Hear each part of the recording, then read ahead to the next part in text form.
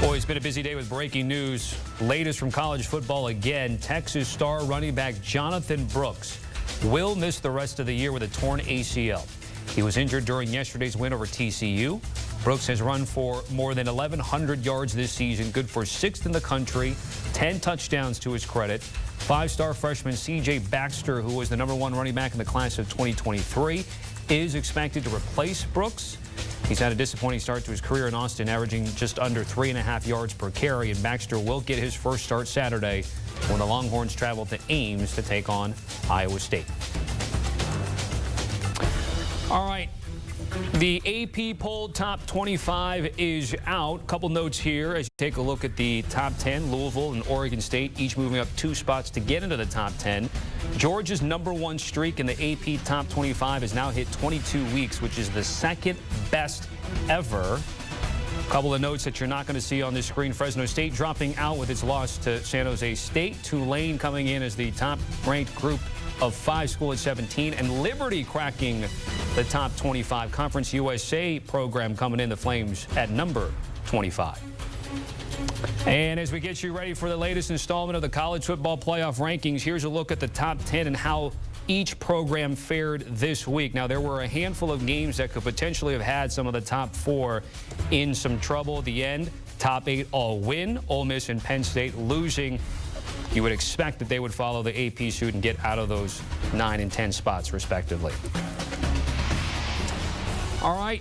Brady Quinn joining me on set, as well as Jerry Palm, our CFP analyst. I'm Tommy Tran. Guys, great to be with you. Brady, I'll start with you. Michigan dealing with everything with Jim Harbaugh. Top 10 matchup against Penn State there. What were your takeaways of what the Wolverines were able to accomplish? Well, once again, I mean, we saw earlier in the season with the Jim Harbaugh suspension that they were able to put in a different interim head coach and still come away with wins, but that was versus lesser non-conference opponents. This was on the road. This was within 24 hours of that game, finding out that Jim Harbaugh would not be able to be on the field with his team.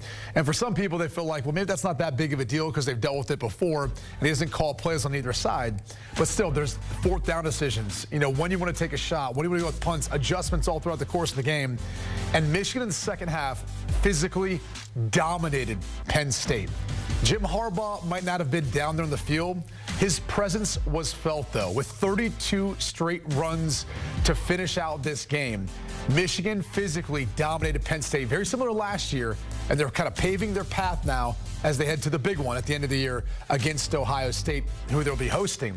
I think the other thing, though, is how everything that's going on off the field affects this team, in particular Jim Harbaugh and his coaching status for that big matchup is what we have to key in on moving forward with Michigan. Jerry, this is the first time you and I have certainly spoken, so I don't know how many times you've been on HQ since Friday and all this stuff happening with Jim Harbaugh, but what is there, if any, the fallout when it comes to the CFP and whether the Wolverines, when we take a look at them without their head coach at the moment? Well, they're only going to evaluate them differently if they show cracks in the armor or actually get beat while he's gone. But he's going to be gone for the rest of the regular season, barring some sort of court intervention. So, this is what Michigan is going to be, and they're going to have to continue to perform at the level that they have been performing if they're going to make the college football playoff, because at 11-1, if they lose to Ohio State, they're probably not going to make the college football playoff as competitive as the top of the field is this year. So they're just going to have to move on without him. And if they get to 13-0, they're going to be in the playoff with Jim Harbaugh or without him. And I think you got to say, even if it is without Jim Harbaugh, Sharon Moore, their offensive coordinator, line coach, has done an unbelievable job keeping this team still focused, still with their eyes on the prize, and obviously able to execute at a high level like they did on the road this week in Happy Valley. Give a lot of credit. So Michigan will have to take care of Maryland on the road before, of course, that Ohio State matchup in Ann Arbor. Let's get to Georgia, who got Brock Bowers back. Jerry, how do we look at Georgia after getting back their star tight end this weekend? Well, obviously, they had a great performance with him back, but they have performed reasonably well without him. But obviously, you get an All-American back, that's a lot better. Terrific performance for Georgia this week. I think they move up to #1 in the new CFP rankings this week because of the quality of the opponent that they beat and what that does to their strength of schedule compared to Ohio State. Now they're much more similar. And I think I like Georgia to jump Ohio State for #1 this week. If it's not this week, it's inevitable, even if they both continue to win. Yeah, it's tough, and I completely understand what Jerry's saying here, and I actually probably agree with him. Georgia looks to be the best team. They've been the best team in college football for the past 2 years, and I know, Jerry, you've said before you don't feel like that matters. It does in my mind, because every time I'm reminded of that, I think we sometimes forget just how good they truly have been, and when they get Brock Bowers back, you see what they're capable of, and look, they've been known for their defense. This is a team that's become an offensive juggernaut, too. Not that Ole Miss necessarily has one of the best defenses in college football, but still, just a dominant performance, wire to wire versus a top 10 team where you really never felt like Ole Miss had a shot. Now they got to go take on Tennessee this week in a tough environment there in Neyland Stadium with 100,000 going against them, and that was one of the better defenses in the SEC, in particular against the run, so it will be a challenge there. But this Georgia team has just been so consistent, and I think, dare I say, even maybe better at the quarterback position with Carson Beck and his ability to stretch the field vertically more so than maybe what they had with Stetson Bennett. But I'm with Jerry. I think they will end up being #1 in the college football playoff rankings when it's all said and done. Okay, and then we looked at the schedule, of course, could have Alabama down the road for Kirby Smart in Georgia. If we continue with one of the top 4 teams currently, that's Florida State. But, Brady, it's more about not just Florida State, but potentially who they may face in the conference title game, because as we saw in the AP poll, which will probably also be reflected in the college football playoff, is Louisville trending upwards. Yeah, this is a fun program to keep an eye on as we get closer and closer towards the end of the season, really the conference championships. They're sitting at 9-1. This is the best mark they've had at Louisville since Lamar Jackson was there winning a Heisman Trophy as quarterback. And they're on their way to the best record since they've become a Power 5 team and enjoying the ACC. So if you're really looking at Jeff Brom and his team, I don't count them out. I mean, he's one of the better head coaches in college football as far as what he was able to do at Purdue, what he's now been able to do in year 1 at Louisville. They've got playmakers, Jordan in the backfield, Thrasher wide receiver. Plummer does just enough to at the quarterback spot defensively. They tend to be opportunistic and take advantage. And as you look at the schedule the rest of the way, it sets up for them to be playing quite possibly Florida State for that ACC championship in a one-game scenario like that on a neutral field. I would not say it's outside the realm of possibility of Louisville pulling off an upset and finding their way somehow as a one-loss team as an ACC champ in the top 4. Oh, okay. So, Jerry, what do you think about that? Obviously, we've talked about Florida State. If they go unbeaten coming out of a Power 5, that it should work out that way. But what about Louisville potentially? Given all the theories are placed together, still a long way to go, though. Yeah, I don't know if they're going to have a strong enough schedule as a one-loss champion to compete with some of these other teams up there, but maybe. I mean, you can't rule it out. We would have to see what some of these other teams do. I just think it's hard to compete with the schedule, even that 11-1 Ohio State may have played. If they are the one that's 11-1 and not a conference champion, certainly the Pac-12 champion.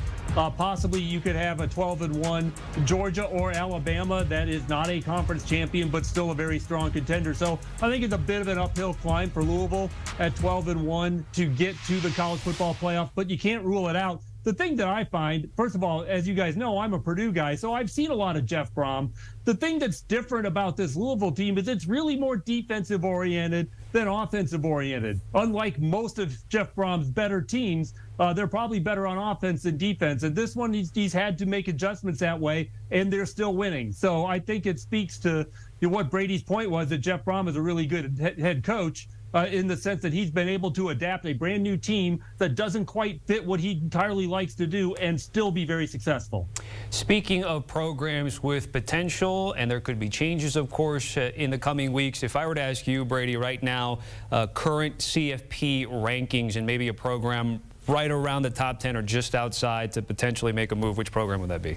Oh, gosh, I have to go back and look at the rankings to really get a sense for it. But it's tough to tell. I mean, Louisville was kind of that team as we were talking about, and obviously before they ended up showing it. Outside of that, it's really hard to imagine a team moving up at this late into the season.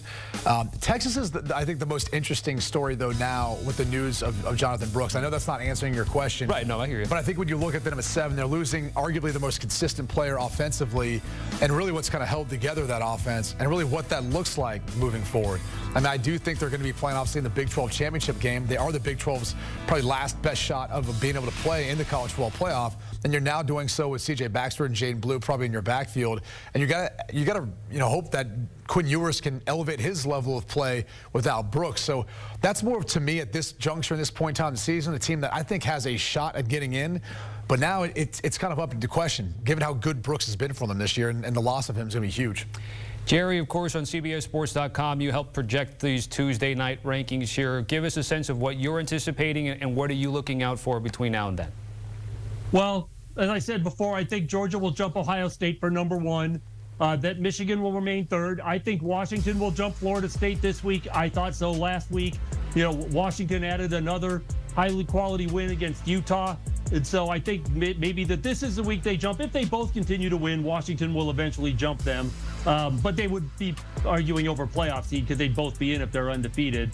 And then Florida State 5, 6, 7, 8, the same as last week. Oregon, Texas, Alabama. The committee's not going to put much evaluation in the loss of Brooks for Texas. They don't speculate. They'll wait and see what the results are and adjust from there if they need to. Number 9, Louisville. And number 10, I still have Ole Miss staying in the top 10 after that loss to Georgia.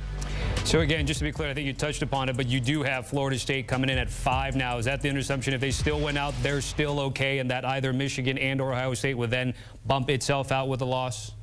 They are not going to leave out a major undefeated team. That'll be that. We'll look out for that, of course, on CBSSports.com at Tuesday night. Brady Quinn, thank you very much. Jerry Palm, thank you very much with the latest AP poll top 25 coming out. Again, notable movement here. We do see Mizzou moving up 5 spots. Arizona, which arguably has been one of the best teams the last month of the season so far, coming in 4 spots into the top 20. Big fallers include the Vols and OK State, each program dropping at least 7 spots this week.